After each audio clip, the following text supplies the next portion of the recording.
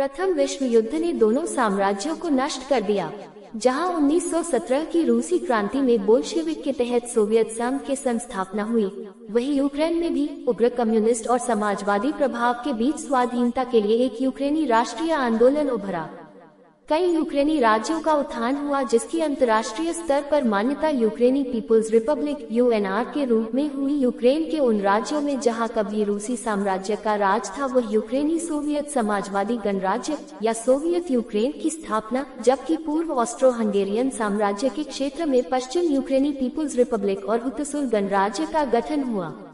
आगे चलकर 22 जनवरी 1919 को कीव में सेंट सोफिया स्क्वायर पर यूक्रेनी पीपुल्स रिपब्लिक और पश्चिम यूक्रेनी पीपुल्स रिपब्लिक के बीच जलूक अधिनियम एकीकरण अधिनियम के तहत समझौते पर हस्ताक्षर किए गए, जिसने आगे चलकर गृहयुद्ध को जन्म दिया। रूसी गृहयुद्ध के समय ही एक बागी आंदोलन, जिसे ब्लैक आर्मी नाम दिया गया, जो आगे चलकर यूक्रेन के क्रांतिकारी विद्रोही सेना कहलाई, जिसका नेतृत्व नेस्टर मखनो कर रहे थे, साथ जो कि यूक्रेनी क्रांति के दौरान 1918 से 1921 तक स्वशासित राज्य के निर्माण के लिए ट्रोट्स्की की सफेद सेना से, देनिकिन के नेतृत्व में, जबकि तसरिस्ट के नेतृत्व में लाल सेना से लड़ते रहे। हालांकि इनका प्रयास अगस्त 1921 में उत्तरार्ध में खत्म हो चुका था।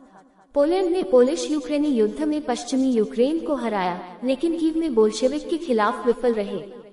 रीगा की शांति के अनुसार पश्चिमी यूक्रेन को पोलैंड में सम्मिलित कर लिया गया, जिसे मार्च 1919 में यूक्रेनी सोवियत समाजवादी गणराज्य के रूप में मान्यता प्राप्त हुई। सोवियत सत्ता की स्थापना के साथ ही यूक्रेन के आधे क्षेत्र में पोलैंड, बेलारूस और रूस का अधिकार हो गया, जबकि दनिएस्टर नदी के बाएं किनारे पर मोल्दावियन स्वायत्त राष्ट्र का निर्माण हो गया। यूक्रेन दिसंबर 1922 में सोवियत समाजवादी गणराज्य संघ के एक संस्थापक सदस्य बन गया। सितंबर 1939 में पोलैंड पर आक्रमण के बाद जर्मन और सोवियत सेना ने पोलैंड के क्षेत्र को आपस में बांट लिया। इस प्रकार यूक्रेनी जनसंख्या बहुल पूर्वी गालिसिया और वोल्होनिया क्षेत्र फिर से यूक्रेन के बाकी हिस्सों के साथ जुड़ गया, और इतिहास में पहली बार ये राष्ट्र एकजुट हुआ था। 9/10/1940 में सोवियत संघ ने बेसारबिया और उत्तरी बुकोविना पर अपना कब्जा किया।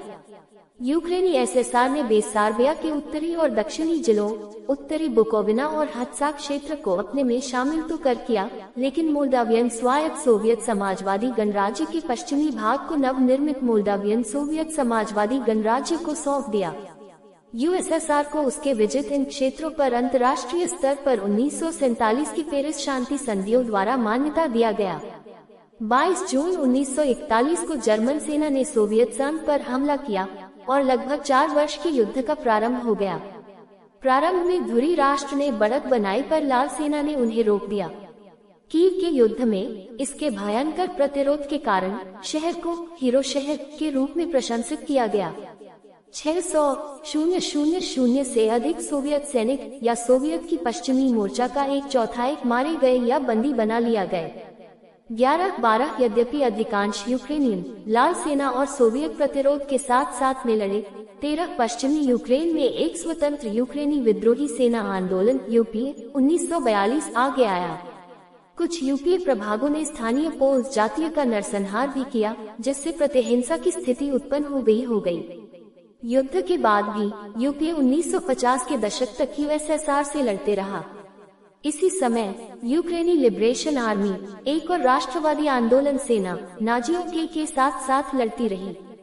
सोवियत सेना के लिए लड़ते यूक्रेनियनों की संख्या 4.5 मिलियन से 7 मिलियन के पास थी।